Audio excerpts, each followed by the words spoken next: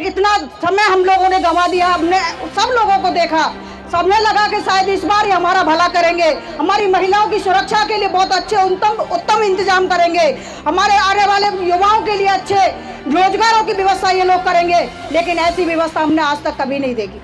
ये लोग आते हैं चुनावों में और तमाम तरह की जुमलेबाजी करके, तमाम तरह के ऐसे सुविधाओं, ऐसी नीतियों को हम लोगों के बीच में लेकर के ये लोग आते हैं, जिससे हमें लगता है कि नहीं, सच में इस बार ये लोग करने वाले हैं। लेकिन हर बार हम लोगों के साथ छलावा ही होता है। तब तक इस छलावे के साथ आप लोग जीते रहोगे, तब तक अपने बच्चों के भविष्य को दांव पर लगा डराने की कोशिश की जाएगी, लेकिन हमें डरना नहीं है, क्योंकि आज बहन जी ने जिस राजनीतिक तेवर से इस देश के अंदर में राजनीति खड़ी करी है, अपना शासन और प्रशासन चलाया है, उसका नाम लेते ही आज भी ऐसे लोग जो इस देश में गुंडागर्दी करते थे, इस देश में मवालीपन करते थे और शोषण करने का काम करते थे, उनके चेहरे लाल हो जाते हैं और वो उनके पैर थर थर कांपने लगते हैं।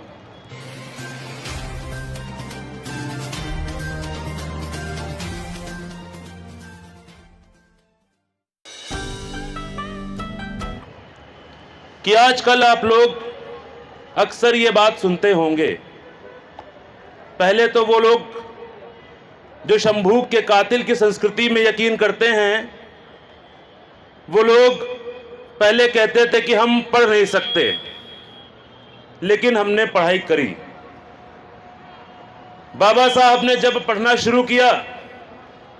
तो आज भी उनके लिखी बातों का, उनके लिखे विचारों का जवाब किसी के पास नहीं। फिर उन्होंने कहा कि हम लोग, ये दबे कुचले लोग,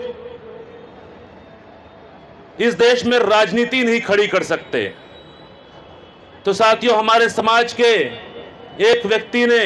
जिनको हम मान्यवर साहब कांशीराम के नाम से जानते हैं, उन्होंने इस पूरे देश में एक राजनीति खड़ी कर दी, और राजनीति खड़ी ही नहीं करी, इस देश की राजनीति का पूरा व्याकरण बदल दिया। साथियों, उन्होंने कहा कि ये शोषित लोग सत्ता में नहीं आ सकते। हमारे समाज की एक महिला ने इसका संकल्प लिया और उत्तर प्रदेश जैसे प्रदेश में 4 बार सरकार बना दी। उनको हम बहन कुमारी मायावती जी के नाम से जानते हैं। साथियों, वही लोग आज फिर नए नए षड्यंत्रों से, नए नए माध्यमों से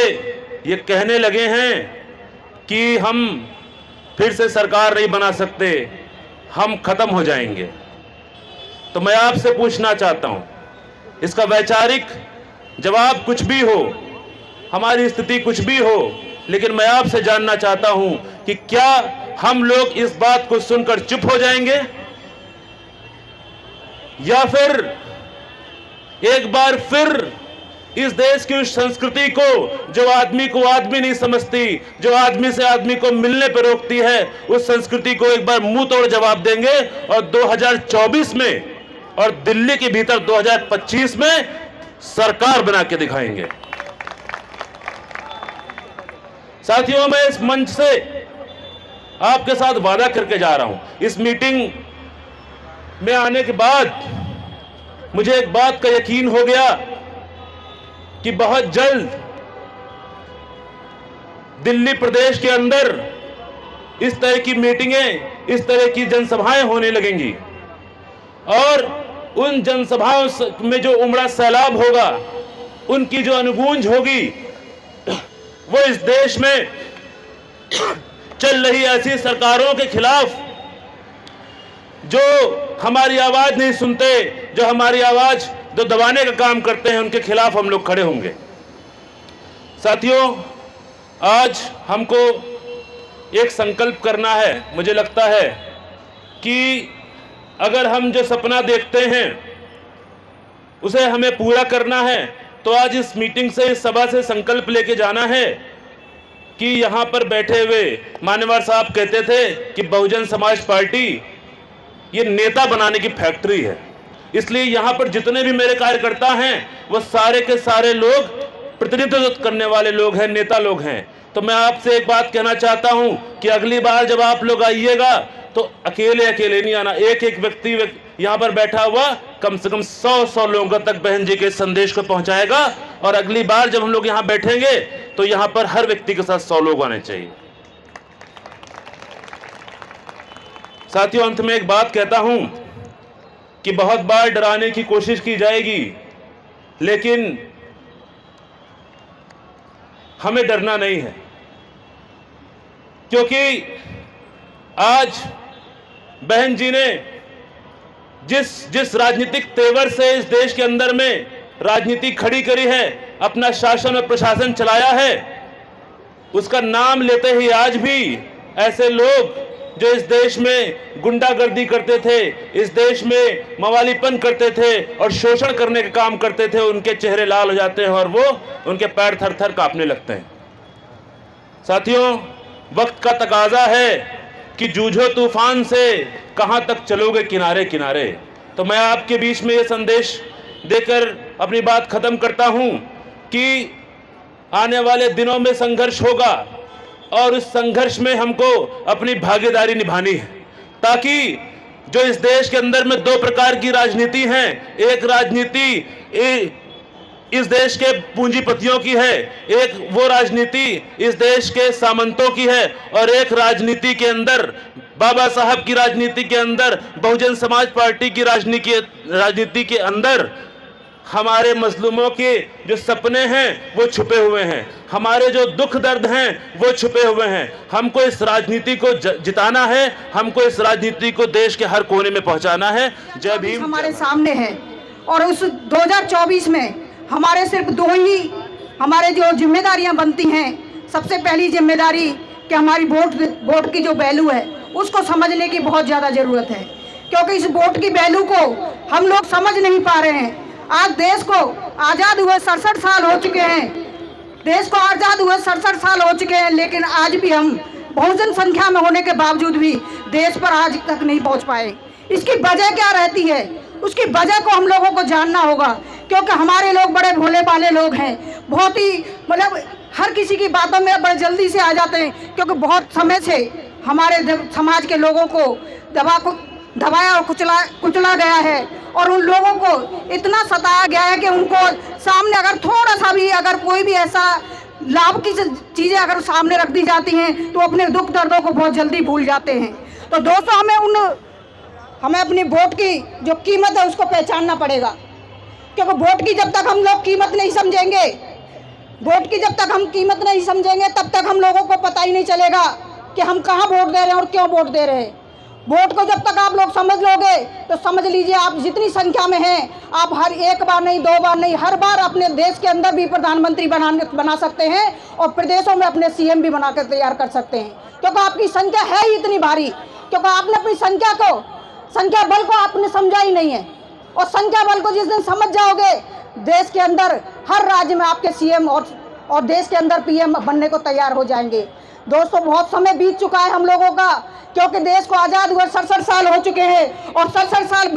इतना समय हम लोगों ने गंवा दिया। हमने सब लोगों को देखा, सबने लगा कि शायद इस बार ही हमारा भला करेंगे, हमारी महिलाओं की सुरक्षा के लिए बहुत अच्छे उत्तम इंतजाम करेंगे, हमारे आने वाले युवाओं के लिए अच्छे रोजगारों की व्यवस्था ये लोग करेंगे, लेकिन ऐसी व्यवस्था हमने आज तक कभी नहीं देखी। ये लोग आते हैं चुनावों में और तमाम तरह की जुमलेबाजी करके, तमाम तरह के ऐसे सुविधाओं और ऐसी नीतियों को हम लोगों के बीच में लेकर के ये लोग आते हैं, जिससे हमें लगता है कि नहीं, सच में इस बार ये लोग करने वाले हैं, लेकिन हर बार हम लोगों के साथ छलावा ही होता है। तब तक इस छलावे के साथ आप लोग जीते रहोगे, तब तक अपने बच्चों के भविष्य को दांव पर लगाते रहोगे। अब वक्त आ गया है दोस्तों, 2024 में हम लोगों को बहन कुमारी मायावती जी को देश के अंदर बैठाने का काम करना है, और इस देश का सबसे बड़े देश के जो प्रदेश में 4 बार मुख्यमंत्री रही, उसका शासन प्रशासन सब लोगों ने देखा है। सिर्फ एक बार माननीय बहन जी को पूर्ण बहुमत का समय मिला उस समय में बहन जी ने बता दिया। आज देश में ही नहीं, देश के बाहर भी लोग माननीय बहन जी के शासन प्रशासन की लोहा मानते हैं। कहते हैं कि अगर देश के अंदर राजनेता हो तो बहन कुमारी मायावती जैसा हो, वरना हो ही नहीं। क्योंकि माननीय बहन जी के अंदर, माननीय बहन जी जिस समाज से आती हैं, जिस समूह से आती हैं, उन्होंने वहाँ पर बहुत अन्याय अत्याचार को देखा है। उन्होंने देखा है हमारी माता बहनों के साथ किस प्रकार की जातियाँ होती हैं, हमारी माता बहनों के साथ किस प्रकार के जुल्म होते हैं, उनकी FIR तक दर्ज नहीं होती। तो ऐसे सिस्टम को माननीय बहन जी ने बड़े बारीकी से हमारे लोगों के बीच में जाकर के खुद को भी सहन करते हुए देखा है उन्होंने इन सारी समस्याओं को। तो इन समस्याओं को वो बहुत अच्छी तरीके से समझती हैं। जो व्यक्ति है समस्याओं को जब बहुत अच्छी तरीके से समझता है तो समझ लो उसका इलाज भी वो बहुत अच्छी तरीके से कर सकता है। यही बात हम लोगों को ध्यान में रखना। अगर देश के अंदर संविधान, जो हम लोग बार बार कह रहे हैं कि संविधान के साथ ये लोग छेड़छाड़ कर रहे हैं, वाकई में छेड़छाड़ कर रहे हैं। क्योंकि हम हर रोज देखते हैं कोई ना कोई कानून बदलता हुआ नजर आता है। कोई कहता है कि ऐसी एक्ट कानून को हटा दीजिए क्योंकि इसकी वजह से लोग गलत तरीके से उनको आरोप लगा करके लोगों को जेल के अंदर डालने का काम करते हैं। साथियों, बाबा साहब ने SC ST एक्ट ऐसे ही नहीं आप लोगों के लिए बना कर दिया, क्योंकि उन्हें पता है कि ये लोग जब तक इनके ऊपर डर नहीं होगा आप लोगों की सुरक्षा कायम नहीं रहेगी। और जो 2 अप्रैल का जो हमारा जो आंदोलन था वो इसी बात का गवाह है कि बाबा साहब ने आप लोगों को इतनी मजबूत चीज़ आप लोगों को दे के गए हैं, आपको संविधान इतना मजबूत दे के गए हैं। तो इस संविधान को बचाने के लिए हमें 2024 में माननीय बहन जी को देश का प्रधानमंत्री बनाना होगा। और मैं अंत में ज़्यादा समय नहीं लूँगी। महिलाओं के लिए 2 पंक्तियाँ हैं जो बाबा साहब ने अपने संघर्ष के बल पर जो सटीक बैठती हैं, उनको मैं आप लोगों के सामने रखना चाहूँगी।